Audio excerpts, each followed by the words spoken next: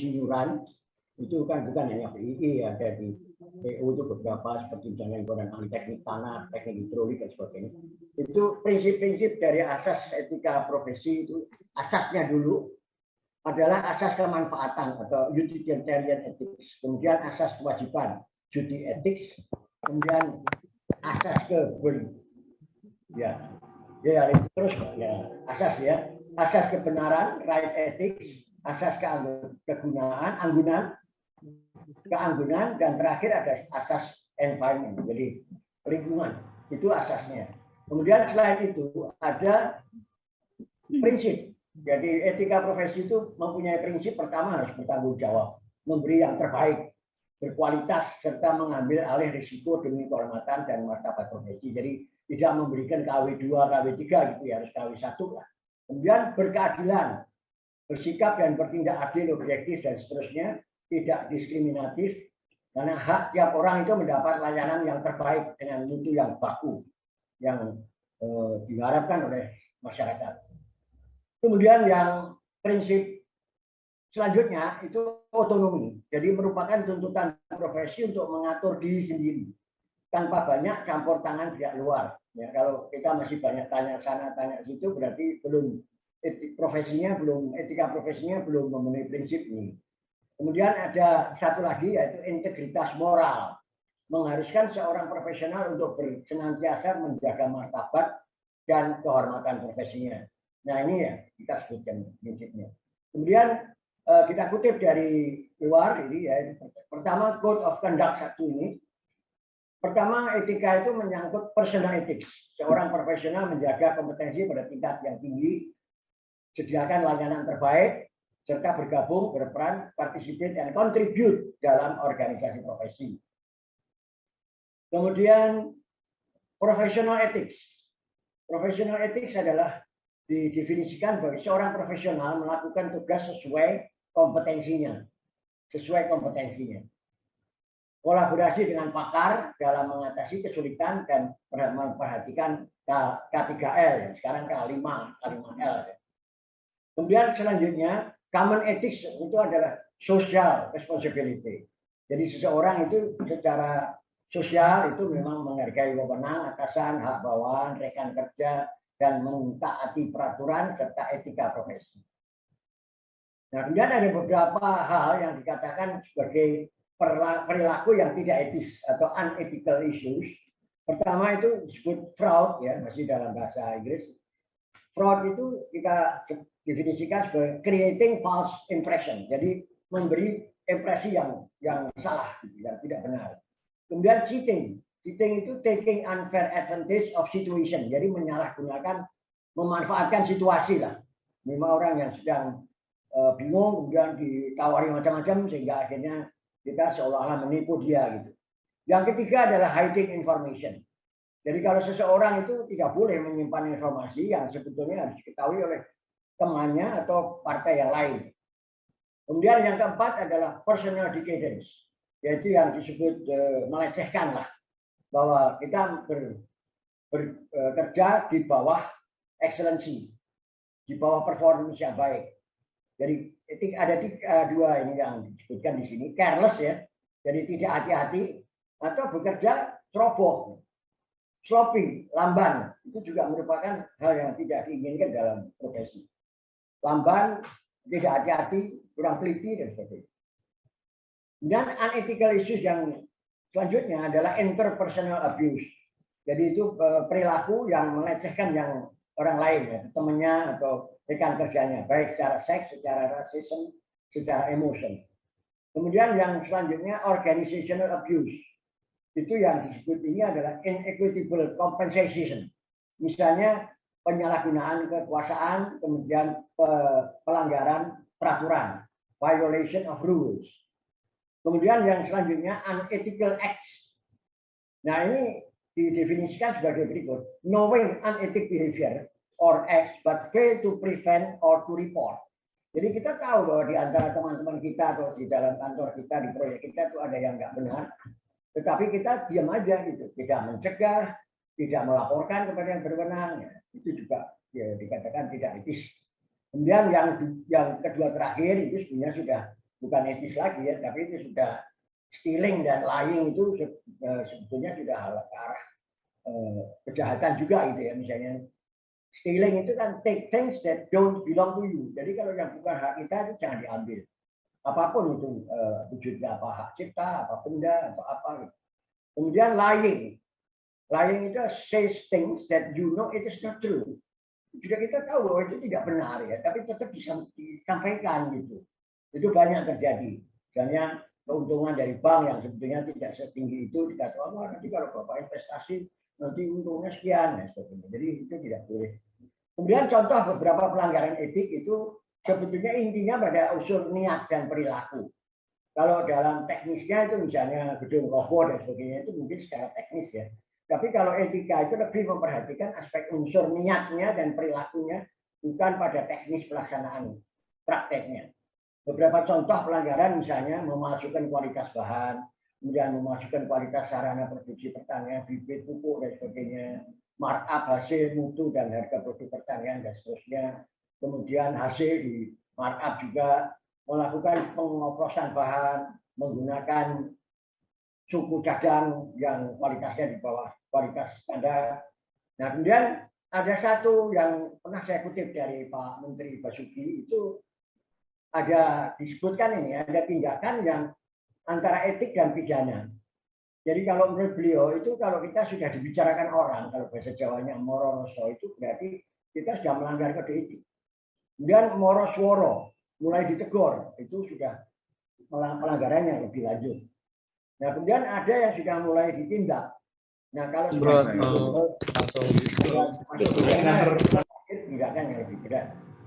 Nah, kemudian ada filosofi yang semuanya sudah tahu barangkali dari Mahatma Gandhi bahwa kalau ini adalah science without humanity, knowledge without character, commerce without morality, wealth without hard work, kemudian pressure without consciousness, kemudian politics without principle, dan yang terakhir religious without sacrifice. Jadi 7 ini yang dianggap tidak perilaku atau pemikiran yang tidak etis. Itu saya kira beberapa yang ingin saya katakan, sampaikan sebelum kita masuk ke kode etik. Dari pengalaman survei dan penelitian dan sebagainya, pengalaman para praktisi itu memang nomor 1 yang di perusahaan atau di dunia industri itu adalah sikap. Kemudian yang kedua itu adalah pengalaman, ketiga keterampilan, pengetahuan, dan dilanjutkan dengan tanggung jawab dan kerjasama. Jadi kalau di perguruan tinggi misalnya atau di sekolah itu, yang nomor 1 memang pengetahuan, itu nomor 1. Kemudian kalau di dunia kerja, pengetahuan tetap harus ada, tapi tidak lagi nomor 1. Yang nomor 1 justru sikap, kemudian keterampilan, pengalaman. Juga nanti ada kerjasama dan tanggung jawab. Nah, yang terakhir ini gambar terakhir di hasil survei dari beberapa perguruan tinggi swasta di Jakarta, udah lama ini. Itu ternyata dari hasil survei itu kalau misalnya seorang manajer yang menerima pegawai baru ya rekrutmen itu dalam rekrutmen itu sikap itu dinilainya 38%. Kemudian baru pengalaman, pengetahuan, pendidikan itu hanya 10%.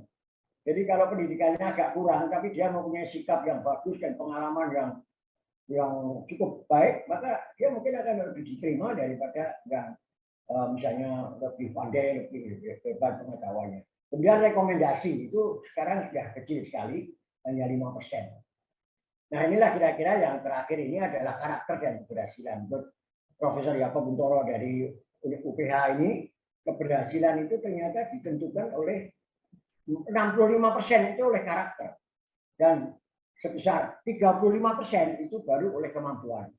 Ya, ini statement dari Pak Yakob Buntoro ini.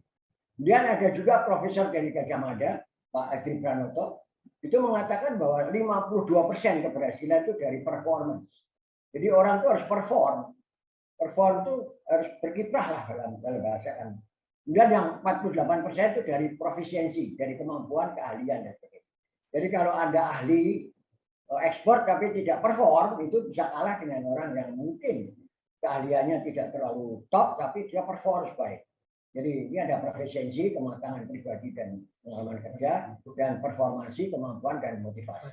Saya kira itu yang bisa saya sampaikan sebagai pengantar. Jadi misalnya contoh di perbankan itu 35% wrong man, artinya yang orang perbankan itu malah bisa dapat jabatan yang bagus. Nah, setelah diteliti atau diketahui akhirnya bahwa itu disebabkan oleh attitude, motivation, dan creativity. Jadi orang yang bukan ahli bank tapi bisa berhasil di perbankan karena ada 3 faktor ini. Saya kira itu yang sebagai pengantar. Kemudian kita masuk ke topik yang utama, yaitu mengenai etika profesi, mengenai kode etik. Silahkan ditayangkan yang slide kedua, itu kode etik profesi.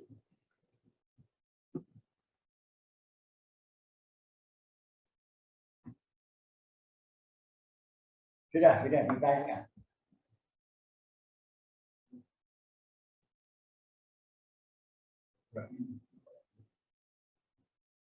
Belum dipindahkan. Jadi ada slide yang intinya justru di sini, yaitu mengenai kode etik, struktur kode etik profesi, kode etik insinyur. Itu slide kedua. Slide yang lain. Judulnya adalah pengenalan kode etik insinyur. Judul dari slide yang kedua. Jadi kalau boleh saya bacakan sambil menunggu. Jadi kode etik insinyur yang sekarang berlaku itu ditetapkan oleh Kongres pada bulan Januari Desember ya Pak ya. Desember 2001. Itu terdiri dari empat hal, yaitu mukadimah, kemudian prinsip dasar ada 5, kemudian ada aturan praktek ada 4 kalau tidak salah, kemudian 3 itu tata laku, itu ada 9 butir. Kemudian strukturnya memang kalau dilihat di sini semua itu bersumber pada aturan prinsip dasar tadi. Jadi prinsip dasar itu kemudian dijabarkan menjadi aturan praktek yang ada 1, 2, 3, 4, berapa ini 5 ya. Kemudian ada tata laku yang ada 9. Terus lanjut. Ya itu 9. Jadi ada 1, 2, 3, 4, 5, 9. Kemudian dalam mukadimahnya itu disebutkan, saya baca sebentar. Berkat rahmat Tuhan yang Maha Kuasa, keinsinyuran yang berbasis kecendekiawan. Cendekia adalah profesi penting dan terhormat yang berdampak langsung terhadap kualitas hidup manusia.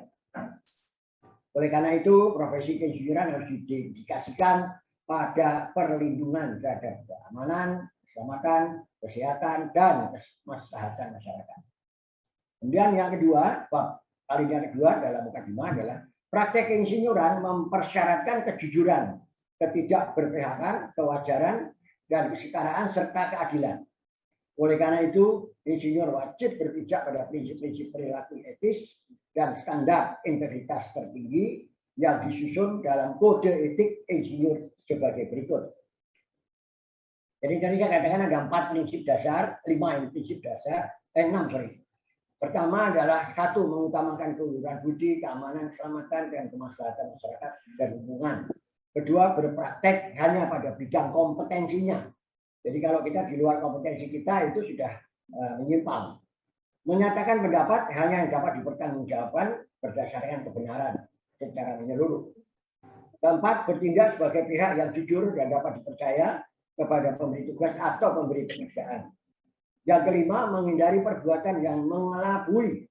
Jadi perbuatan atau tindakan yang mengelabui orang lain. Dan 6, berperilaku terhormat, penuh tanggung jawab, berbudi luhur, dan taat hukum demi menjunjung tinggi martabat, reputasi, dan kedayagunaan profesi. Nah, aturan praktek itu sebetulnya ada turunannya dan diturunkan dari ke dasar prinsip dasar tadi. Di sini kalau saya bacakan satu persatu, yang pertama yang berdasarkan mengutamakan keluhuran budi tadi, insinyur yang pertimbangan teknisnya dalam menyelamatkan jiwa atau properti diabaikan wajib memberitahu pemberi tugas, pemberi pekerjaan, dan otoritas terkait. Insinyur hanya menyetujui dokumen teknik yang sesuai dengan standar yang berlaku. Insinyur tidak akan mengungkapkan fakta, data, atau informasi tanpa sepengetahuan persetujuan sebelumnya dari pemberi tugas dan pemberi pekerjaan, kecuali diharuskan oleh undang-undang atau kode etik ini.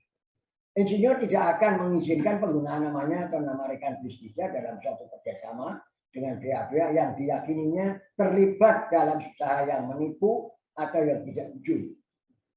Dan yang selanjutnya, yang E adalah insinyur tidak akan membantu atau bersekongkol dengan pihak-pihak yang melakukan praktek insinyuran secara melawan hukum. F, insinyur yang mengetahui adanya dugaan pelanggaran kode etik ini wajib melaporkannya kepada Majelis Kehormatan Etik dan lembaga pemerintah yang relevan serta bekerja sama dengan pihak-pihak tersebut dengan memperhatikan informasi dan bantuan yang diperlukan. Kemudian yang berbasis prinsip kedua yaitu berpraktek hanya dalam bidang kompetensinya. Ada beberapa poin di sini. Insinyur hanya dapat mengerjakan tugas-tugas keinsinyuran jika memenuhi kualifikasi persyaratan pendidikan atau pengalaman dalam bidang-bidang teknis terkait. Insinyur tidak diperkenankan membubuhkan tanda tangannya pada dokumen perencanaan atau dokumen apapun yang berhubungan dengan hal yang tidak memiliki kompetensi atau pada dokumen perencanaan atau dokumen apapun yang tidak disiapkan di bawah arahan dan kendalinya. Insinyur dapat menerima penugasan dan memikul tanggung jawab untuk mengkoordinasi seluruh proyek serta membubuhkan tanda tangan pada dokumen-dokumen teknis secara keseluruhan apabila setiap bagian teknisnya telah dipersiapkan dan ditandatangani oleh para insinyur yang kompeten. Ini sudah di ACC lah di bawahnya. Kemudian yang berbasiskan pada prinsip dasar ketiga, menyatakan pendapat kepada publik hanya secara objektif. A, insinyur harus objektif dan jujur dalam membuat laporan, pernyataan atau kesaksian serta memasukkan segenap informasi yang relevan dan terkait lengkap dengan tanggalnya. Insinyur dapat mengungkapkan secara terbuka semua pendapat teknis berdasarkan pengetahuan tentang fakta-fakta dan kompetensinya dalam bidang tersebut. Selanjutnya yang C, insinyur tidak akan mengeluarkan pernyataan kritis atau argumen mengenai masalah teknis untuk kepentingan pihak tertentu, kecuali mengawalinya dengan mengidentifikasi secara eksplisit untuk pihak mana ia berbicara, sekaligus mengungkapkan kemungkinan adanya kepentingan dirinya dalam hal tersebut. Jadi kepentingan pribadi. Yang berbasis pada prinsip dasar 4, aturan ini adalah A, insinyur wajib mengungkapkan adanya suatu kemungkinan adanya benturan yang dapat mempengaruhi atau dipandang dapat mempengaruhi penilaian atau kualitas layanan. Insinyur tidak akan menerima kompensasi dari beberapa pihak untuk beberapa pekerjaan pada atau yang terkait dengan proyek yang sama. Jadi kalau proyek sama tidak boleh menerima dari beberapa sumber, baik secara finansial maupun bentuk lainnya, kecuali apabila hal ini sepenuhnya diungkapkan dan disetujui oleh semua pihak yang berkepentingan. Selanjutnya C, insinyur sehubungan dengan pekerjaan yang menjadi tanggung jawabnya tidak akan meminta atau menerima kompensasi finansial maupun bentuk lainnya dari pihak-pihak luar, baik secara langsung maupun tidak langsung. Kemudian yang selanjutnya, D, insinyur dalam menjalankan fungsi pelayanan sebagai bagian dari instansi pemerintah atau semi pemerintah tidak diperkenankan berpartisipasi dalam membuat keputusan yang terkait dengan pelayanan yang diminta atau disediakan olehnya atau organisasinya dalam praktek insinyuran sektor swasta atau pemerintah. Selanjutnya, E, insinyur tidak akan meminta atau menerima kontrak dari badan pemerintah apabila atasan atau sesama rekan di perusahaannya menjadi anggota badan pemerintah tersebut. Jadi ada larangan itu untuk yang kondisi demikian tadi. Kemudian yang berdasarkan pada prinsip 5, menghindari perbuatan yang mengelabui, insinyur tidak akan memasukkan kualifikasi atau mengarahkan penggambaran yang keliru atas kualifikasi dirinya atau rekan kerjanya. Insinyur tidak akan memberikan gambaran yang keliru atau membesar-besarkan tanggung jawabnya dalam tugas-tugas dahulu. Materi presentasi yang terkait dengan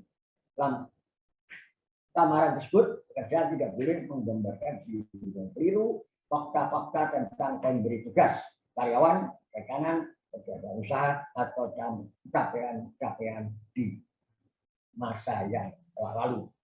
Kemudian insinyur juga tidak akan menawarkan, memberikan, meminta, atau menerima, baik secara langsung tidak langsung, kontribusi apapun yang mempengaruhi pemberian kontrak oleh otoritas publik atau yang wajar ditafsirkan sebagai pihak dampak pada atau bertujuan mempengaruhi pemberian kontrak. Insinyur tidak akan menawarkan hadiah atau hal-hal yang bernilai lainnya untuk memastikan diperolehnya pekerjaan. Kemudian ada satu lagi yang mungkin terlalu panjang kalau saya baca semua, yaitu mengenai tata laku insinyur. Jadi ada beberapa dasar, 6 dasar prinsip tadi, yang 5 sudah dituangkan, dijabarkan dalam aturan praktek tadi, dan yang terakhir tadi yang dijelaskan melalui ini tata laku insinyur. Jadi ini lebih banyak kepada pribadi. Pertama, insinyur harus berpedoman pada standar kejujuran dan integritas tertinggi dalam semua hubungan profesionalnya. Saya kira saya tidak mungkin ya mengingat waktu membacakan satu persatu, tapi yang saya baca barangkali hanya yang di atas itu. Saya ulangi ya, insinyur harus berpedoman pada standar kejujuran dan integritas tertinggi dalam semua hubungan profesionalnya. Nah ini ada banyak, ada A, B, C, D, E. Saya kira waktunya mungkin belum, Pak BG belum. Ya, di laptop. ya kita. Tapi ini kan semua ada materi ini bisa dibaca masing-masing nanti. Kemudian 2, insinyur harus berupaya keras untuk selalu melayani kepentingan publik. Ini ada 5 juga A, B, C, D, E yang masing-masing diuraikan ini. Antara lain misalnya insinyur didorong untuk berpartisipasi dalam urusan masyarakat. Yang kedua, insinyur tidak boleh menyelesaikan, menandatangani atau mengesahkan perencanaan yang tidak sesuai dengan standar. Insinyur didorong untuk meningkatkan pemahaman dan penghargaan masyarakat atas profesi dan pencapaiannya. Kemudian insinyur didorong untuk mematuhi prinsip-prinsip pembangunan berkelanjutan yang bertujuan melindungi lingkungan bagi generasi mendatang. Dan yang kelima, insinyur sepanjang karier profesionalnya harus memutakhirkan kompetensi. Jadi kita harus selalu mengikuti seminar-seminar, loka karya, training. Oleh karena itu cabang dan wilayah itu memang selalu diharapkan, atau BK ya, BK itu juga harus mengajarkan apa training, apa kursus, apapun ya bisa mendukung ini poin E ini. Karena insinyur tidak boleh diam saja, nanti nggak bisa, PKB-nya tidak ada, ya. PKB tidak bisa diisi. Kemudian yang ketiga, insinyur dalam membuat pernyataan harus menghindari pemberian gambaran yang keliru tentang fakta atau menghindari penghilangan fakta. Kemudian yang kedua, konsisten dengan hal tersebut di atas, insinyur dapat memasang iklan untuk perekrutan karyawan. Konsisten dengan hal tersebut juga, insinyur dapat menyiapkan artikel untuk publikasi. Tetapi artikel tersebut tidak boleh mengakui hasil karya orang lain sebagai hasil karyanya. Itu kan sudah jelas itu ya. Kemudian yang keempat, insinyur tidak boleh tanpa persetujuan dari para pihak membeberkan informasi bisnis atau proses teknis yang bersifat konfidensial milik pemberi tugas atau pemberi pekerjaan. Kira ini ada 2, saya kira. Ya, ada 2 butir. 1, tidak boleh tanpa persetujuan pihak memakai informasi bisnis proses teknis yang bersifat konfidensial. Kemudian yang kedua adalah insinyur tidak boleh tanpa persetujuan para pihak memakai informasi bisnis atau proses teknis yang bersifat konfidensial. Kemudian yang berbasis ya ini yang 5, yang kelima ini, insinyur tidak boleh dipengaruhi oleh benturan kepentingan, conflict of interest dalam tugas profesinya. Jadi, pertama, tidak boleh dipengaruhi oleh benturan kepentingan dalam tugas profesinya. Kedua, tidak boleh menerima pemberian uang atau bentuk lainnya, langsung atau tidak langsung, dapat mempengaruhi penetapan spesifikasi produk yang akan digunakan. Kemudian yang keenam, insinyur tidak boleh berusaha mempengaruhi memperoleh pekerjaan ke peningkatan karyanya dengan cara mengkritisi reputasi rekan sejawat. Jadi tidak boleh menjelekkan kepentingan temannya supaya dia bisa naik tidak jujur atau dengan cara lain yang tidak benar. Kalau secara jujur boleh saja misalnya temannya itu kurang baik, dikritisi atau diberi saran yang baik. Tapi kalau caranya tidak jujur, tidak benar, itu ya tidak. Jadi itu ada empat poin. Saya kira tidak saya bacakan satu persatu, barangkali bisa diikuti nanti dari materi yang ditayangkan tadi. Kemudian yang ketujuh, insinyur tidak boleh mencederai reputasi, karier atau pekerjaan rekan sejawatnya secara langsung atau tidak langsung dengan niat jahat. Nah, jadi di sini etika itu sebenarnya pada niat terutama, bukan dalam praktek pekerjaannya, tapi niatnya saja sudah ketahuan atau cara yang tidak benar. Insinyur yang meyakini adanya praktek yang melanggar etika atau hukum melaporkannya kepada yang terkait atau untuk ditindaklanjuti. Jadi harus kalau ada teman kita atau di kalangan kita ada yang kurang baik, kita harus paling tidak mencegah, menegur, atau melaporkan. Itu salah satu yang penting perlu diperhatikan. Karena banyak, karena teman sendiri, karena teman kantor, sekerja, maka didiamkan saja. Kemudian yang ke-8, insinyur harus bertanggung jawab secara pribadi atas kegiatan profesinya, namun insinyur dapat menerima asuransi ganti rugi untuk prakteknya kecuali dalam hal pelanggaran berat di mana kepentingan insinyur tidak dilindungi. Kemudian ada dua di situ, A dan B saja, harus mematuhi peraturan mengenai registrasi insinyur dan praktek keinsinyuran. Yang kedua adalah tidak boleh menggunakan hubungannya dengan orang yang bukan insinyur, perusahaan atau perusahaan sebagai tameng untuk melindungi tindakan yang melanggar etik. Kemudian yang terakhir nomor 9, di tata laku nomor 9. Insinyur harus mengakui hasil karya keinsinyuran orang lain dan menghormati kepemilikan intelektual orang lain.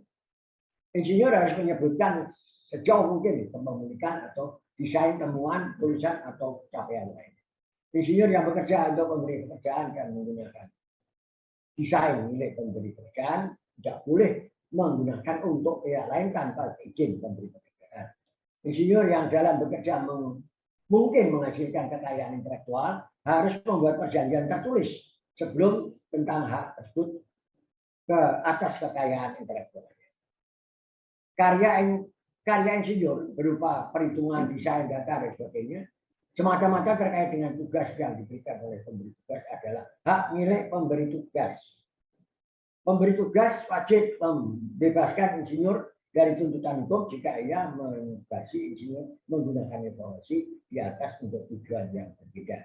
Jadi pengalaman saya pernah jadi konsultan, tapi karena sesuatu hal saya mengundurkan diri pada tahun kedua. Ternyata silakan tidak usah mengganti rugi, tetapi hasil yang sudah saya kerjakan selama 1 tahun itu diminta, ya artinya tidak boleh saya gunakan untuk kepentingan saya. Jadi harus dikembalikan kepada konsultan yang meng-hire saya. Jika tidak lagi bekerja untuk pemberi tugas semula, insinyur harus memenuhi kewajiban hukum atas penggunaan informasi tersebut. Jadi tidak sembarangan. Saya kira itu Bapak siapa ya Pak Ruri atau ya ketua timnya. Terima kasih. Apa yang saya sampaikan. Terima kasih atas kesempatan yang diberikan. Mudah-mudahan kalau ada hal yang kurang pas, mohon maaf. Assalamualaikum warahmatullahi wabarakatuh. Waalaikumsalam warahmatullahi wabarakatuh. Terima kasih Pak Ahmadi, senior kita yang masih eksis di PII.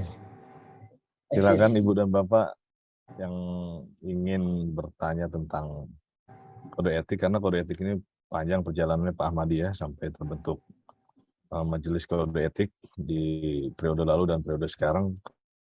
Kalau nggak salah kemarin juga sudah ada perubahan KEI ya jadinya ya. Catur Karsa Cipta Dharma menjadi KEI. Silakan Bapak-Bapak yang terkait dengan apakah kira-kira jika melakukan judgement terhadap penilaian di MUK bisa melanggar etika profesi atau tidak, silakan ditanyakan kepada pakarnya Pak Ahmadi, salah satu anggota tim di MKE. Silakan Bapak Ibu yang mau bertanya.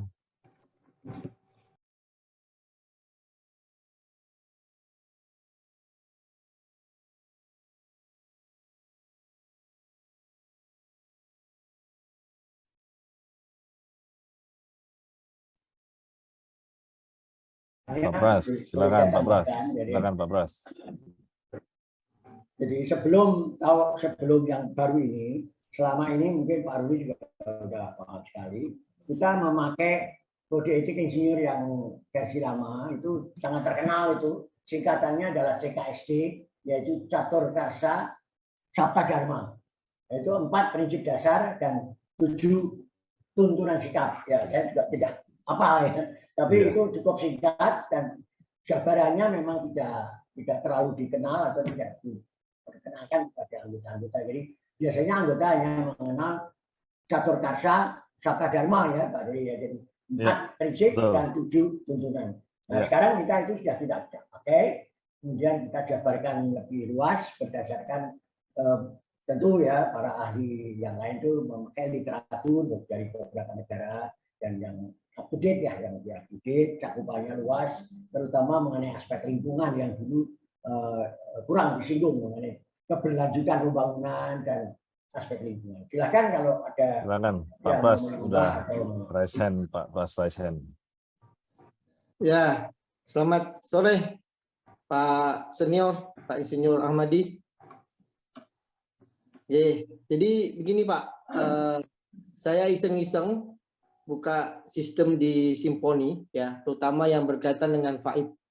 Jadi kalau dulu waktu zaman saya juga mensubmit FAIB itu kan saya submit hard copy ya, hard copy, terus ada tanda tangan bermaterai bahwa saya akan mengikuti kode etik tadi, Catur Karsa sama Sabta Dharma begitu, kira-kira begitu. Ya, kan hard copy tanda tangan dengan materai waktu zaman hard copy kan, submit FAIB. Nah sekarang dengan sistem digitalisasi, di mana Pak Plikan ini bisa langsung online gitu, mensubmit FAIB. Bagaimana caranya ataupun apa yang harus dilakukan ya untuk menjaga integritas ini? Karena setelah seseorang nanti mendapatkan SIP, IPP, IPM sama IPU saat berpraktek kesenioran ini, bagaimana caranya kita memastikan yang bersangkutan tetap mematuhi gitu? Karena seperti tadi saya sampaikan, kalau pada saat kita submit hard copy kan kita menandatangani ini basah gitu. Nah sekarang kan dengan sistem online ini tidak ada tandangan basah, bahkan tidak bermaterai gitu. Nah kira-kira bagaimana nih Pak Ahmadi untuk memastikan ini kita ke depannya para aplikan ini mematuhi ini, karena kode etik menjadi penting. Terima kasih. Ya, terima kasih. Memang saya kira itu sangat prinsip ya, bahwa kita dulu kan selalu ada materai tanda tangan basah gitu ya. Tapi dengan sistem yang IT sekarang, mungkin saya memang tidak terlalu paham ya mengenai IT-nya itu. Tapi prinsipnya ya kalau dari kami, pengetahuan kami selama ini itu teman-teman itu memang harus menjaga gitu. Jadi kalau kita ada satu proyek, satu kantor, satu fakultas atau apa itu, kita teman-teman insinyur yang lain itu harus menjaga jangan sampai ada teman kita yang melanggar kode etik tanpa ada yang menegur, tanpa ada yang melaporkan. Tetapi kalau mengenai perbedaan antara tanda tangan basah dengan Simponi itu terus terang ya, saya tidak berani menjawab secara langsung ya, karena kompetensi saya tidak sampai ke sana. Mungkin itu ada persyaratan-persyaratan apa ya, administrasi atau hukum yang saya kurang memahami. Tapi yang jelas dalam satu kantor itu kami mohon supaya kalau ada teman-teman yang ketahuan tidak memenuhi kode etik itu cepat-cepat saja ditegur atau dengan baik-baik ya, tentunya jangan sampai terjadi hal-hal yang tidak diinginkan, atau setidaknya melaporkan kepada atasan langsung. Nah mungkin nanti atasan yang akan menegur. Karena dulu waktu saya sering masih ceramah-ceramah berkeliling ke seluruh Indonesia itu sering ada yang setelah selesai itu mendekati saya, Pak saya sebetulnya tahu bahwa pekerjaan saya yang kerjakan ini ada yang kurang etis menurut apa yang Bapak sebutkan tadi. Tapi ini adalah perintah dari direktur saya. Bagaimana? Nah itu dilema kayak begitu itu yang masih sering terjadi. Jadi hal yang kurang baik kita sadari, tapi ini adalah perintah. Nah kalau saya tidak laksanakan, saya dipecat ya. Itu hal-hal yang pernah kita alami dulu. Jadi mungkin barangkali ada pakar lain nanti yang bisa membantu saya dari segi administrasinya ya, dari segi regulasinya.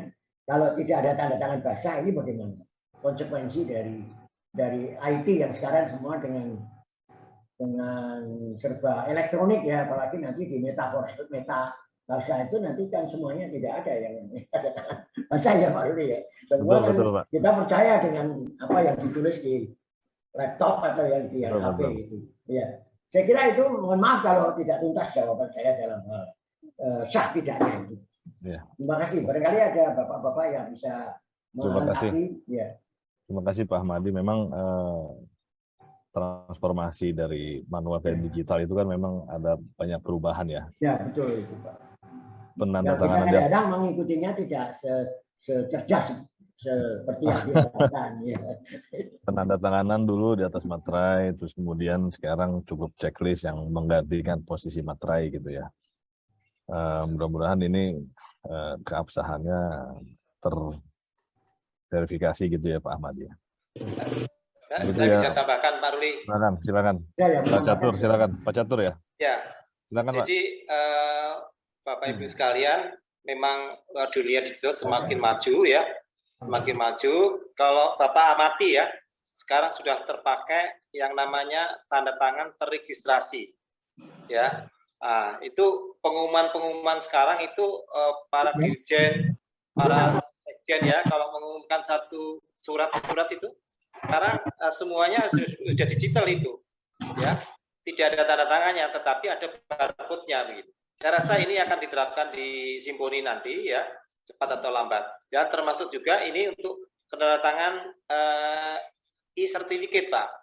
Ya, e-STRI sudah kita laksanakan, tetapi yang sekarang ini masih scan model ya, scan model itu tanda tangan di-scan aja dipindah. Tapi sebenarnya ada yang lebih maju yaitu dengan barcode Pak. Ya, barcode itu tidak sembarang barcode karena barcode-nya itu yang mengeluarkan adalah lembaga yang punya otorisasi dari pemerintah. Ya, dalam hal ini Badan Sandi Negara itu termasuk pemegang otorisasi untuk tanda tangan yang terregistrasi. Ya, kemudian juga BRIN sekarang juga diberi.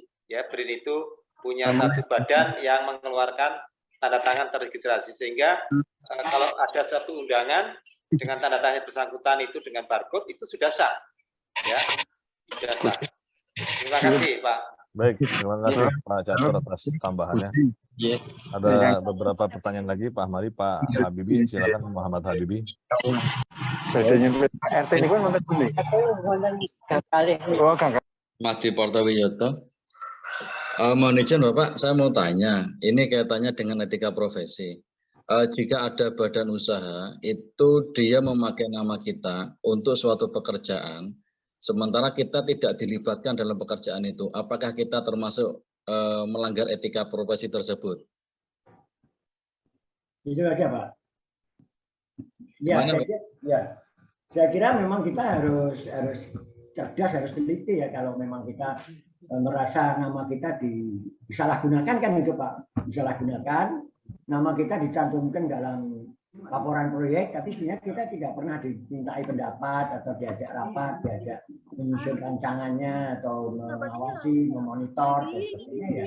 Harusnya kita sadar gitu, harusnya ya mestinya menarik diri kalau mau yang idealnya ya, idealnya. Tapi ideal itu kan ya namanya ideal ya Pak ya. Biasanya sulit untuk dipenuhi. Tapi prinsipnya kalau kita tidak ikut mengerjakan sesuatu kemudian nama kita dimasukkan, harusnya kita itu memprotes ya, atau ya jangan nama saya jangan ditulis itu, karena saya sama sekali tidak mohon izin Pak.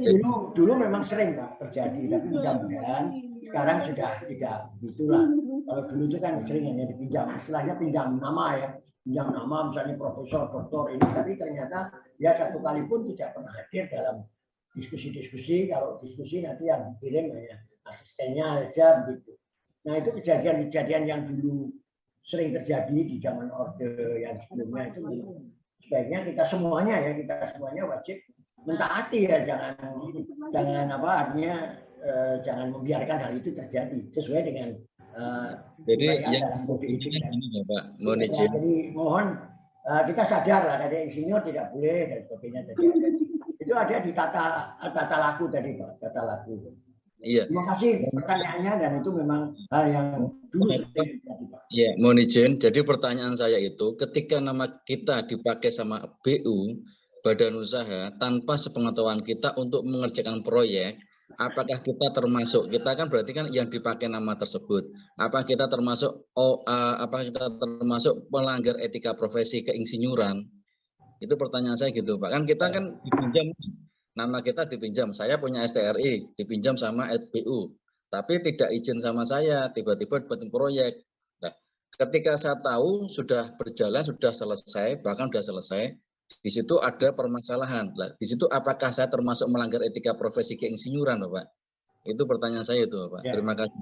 Ya, jadi kalau menurut pendapat saya, kalau kita tidak tahu ya, sama sekali tidak tahu ya, kita tidak melanggar. Tapi kalau kita tahu, seperti tadi itu kan kita bukan hanya menegur teman, tapi kita harus menegur diri kita sendiri kan mestinya.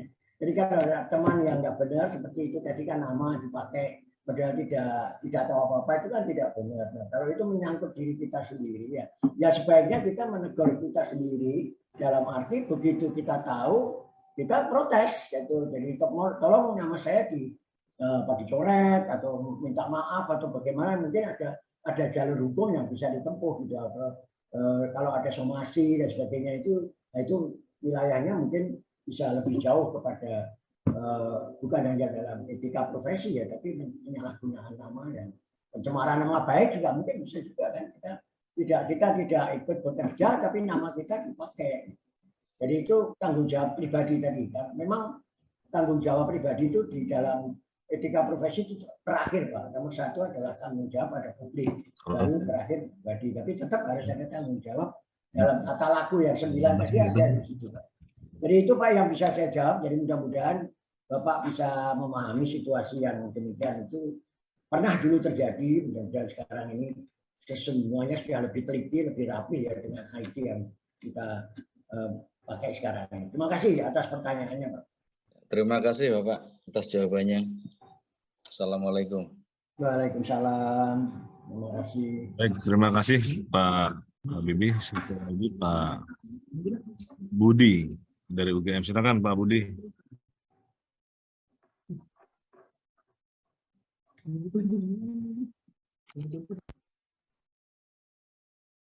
Pak Budi, silakan.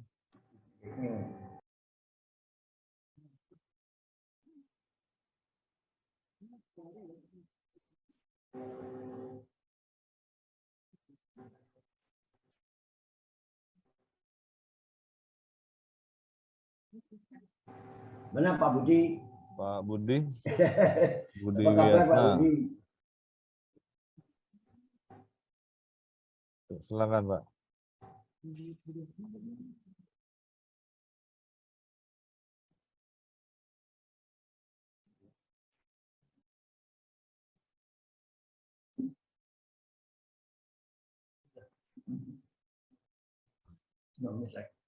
Mungkin kalau tidak ada, ini sudah sesi terakhir ya Pak Ahmadi ya. Mungkin jika tidak ada pertanyaan, mungkin mudah-mudahan sudah. Pak Budi tadi, Pak Budi dari UGM, Pak Budi ya. Belum ada suaranya nih Pak Budi nih. Mungkin kesulitan ini ya. Mungkin dia unstable jaringannya nih. Persilakan aja kalau ada yang nanti bisa WA ke saya atau ke yang lain. Nanti Ketua Bapak dan Ibu, juga bisa. Jika ada yang mau bertanya terkait kode etik, bisa disampaikan langsung. Ya, bisa di WA ke saya di WA, atau langsung ke Ketua Pak MKI. Ahmadi selaku anggota MKI dan jajarannya. Ya. Kami mungkin sebelum ditutup, Pak Ahmadi silakan closing untuk sesi pada sore hari ini. Silakan Pak Ahmadi di closing. Ya, saya kira terima kasih sekali pada panitia dan pada Pak Ketua Kasar ya yang telah memberi kepercayaan kepada saya melalui Ketua MKI dan Wakil Ketua MKI, dan mudah-mudahan apa yang saya sampaikan tadi ya mungkin masih jauh dari sempurna ya. Oleh karena itu saya membuka kesempatan bagi bapak-bapak yang ingin tahu lebih lanjut, silahkan saja WA ke MKI ya, lewat saya juga bisa, nanti saya teruskan kepada pihak yang lebih kompeten, Pak Ketua atau Wakil Ketua bidang yang membidangi masalah ini pendidikan. Ini termasuk dalam sosialisasi ini kan edukasi. Mudah-mudahan ada pertanyaan-pertanyaan yang bermanfaat sehingga kita bisa memperbaiki juga ke depan lebih baik. Saya kira itu Pak Ruli, terima kasih Wassalamualaikum warahmatullahi wabarakatuh. Semoga Waalaikumsalam. apa yang saya katakan tadi semua sampaikan bermanfaat bagi Bapak Ibu semuanya. Terima kasih. Terima kasih Pak Ahmadi. Sehat selalu. Bapak dan Ibu yang saya hormati, apakah kita perlu break untuk asar bagi yang mau melaksanakan sholat asar, atau kita lanjut ke materi yang berikutnya tentang PKB? Lanjut saja Pak. Lanjut saja Pak. Lanjut saja Pak. Baik Bapak dan Ibu, kita lanjut langsung ke materi yang terakhir di sesi pada hari ini yang akan disampaikan oleh Kepala Bapak PKB, Dr. Insinyur Yanuar, yang seorang akademisi dan praktisi. Pak Yanuar sudah hadir ya?